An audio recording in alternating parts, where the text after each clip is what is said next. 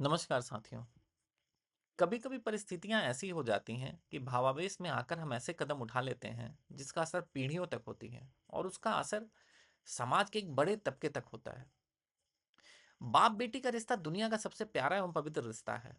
बेटी बाप की पगड़ी है, मान है, सम्मान है।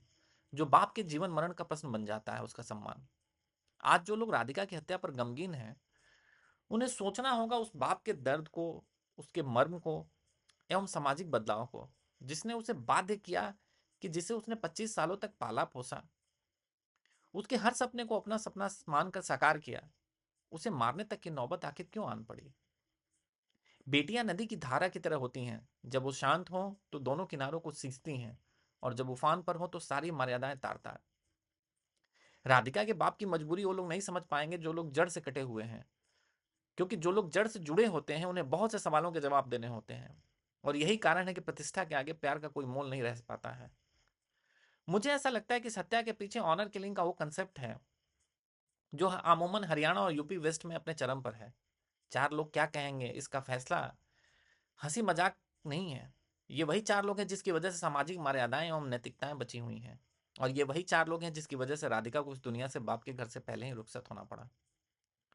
बाप का मर्म एक बेटी का बाप ही समझ सकता है। नैतिकता का पाठ वही पढ़ा सकता है जो अपनी बेटी को अपने सपने पूरे करने के लिए पंख दे, हौसले दे, और बदले में सिर्फ अपनी पगड़ी का मान रखने की ख्वाहिश रखे। मैं इस हत्या को अपनी मौन सहमति नहीं दे रहा हूं, पर मिडिल क्लास होने के नाते उस दर्द और उस गुस्से का एहसास जिसकी शिकार राधिका हो गई, वो मुझे है। वो सूटकेस में जाने से तो बच गई, पर नियति को कुछ और ही मंजूर था। जिस प्रकार की घटनाएं समाज में घटित हो रही हैं वो बहुत ही दुखदकारी हैं, और बहुत ही दुखद कर रही हैं। मैंने पहले भी कहा है कि हमारा समाज ट्रांजिशन के दौर से गुजर रहा है।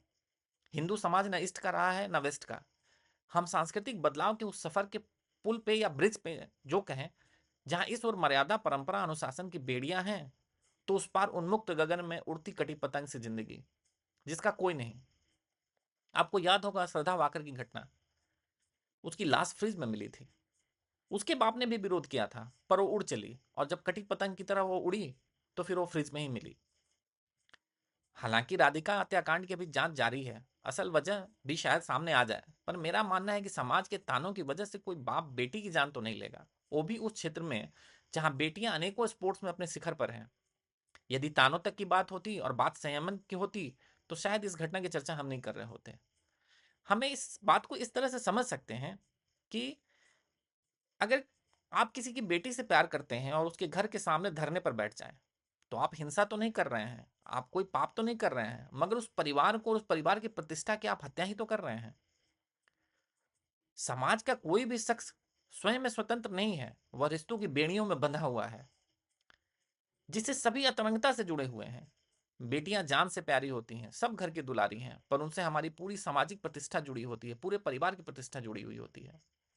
मैं बिहार से हूँ। हमारे यहाँ दहेज की प्रथा अपने कलुषित रूप में चरम पर है। बाप मजबूरी में अपनी पैतृक संपत्ति बेच देता है दहेज की मांग पूरी करने के लिए, और भाई भाई उफ तक नहीं करते। जो भाई आपस में बंटवारे के लिए एक एक इंच के लिए कट मर जाते हैं, वो बहन के दहेज के लिए अपनी पैतृक संपत्ति भी न्यौछावर कर देते हैं। अतः मेरा आग्रह है उन सभी स्त्रियों से और लड़कियों से कि अपने बाप से बहस के दौरान भी उस प्यार और समर्पण को बेटियों को नहीं भूलना चाहिए, जिसके लिए उसका पूरा परिवार, बाप, भाई सभी समर्पित होते हैं। बेटियां महज एक पहचान नहीं होती, वे हमारे पद प्रतिष्ठा सम्मान से ऊपर होती हैं, जिसे कोई भी परिवार किसी भी कीमत पर खोना नहीं चाहता है। यही हमारे समाज की सच्चाई है, और यही वह यक्ष प्रश्न है जिसे आज का युवा वर्ग मजाक में टाल देता है कि ये चार लोग कौन हैं जो हमारे जीवन का फैसला करेंगे। ये चार लोग वही हैं जो समाज को एक दिशा दे रहे हैं और एक दशा दे रहे हैं, जिनके बिना सारी नैतिकता और मर्यादाएं तार तार हो जाएंगी। धन्यवाद।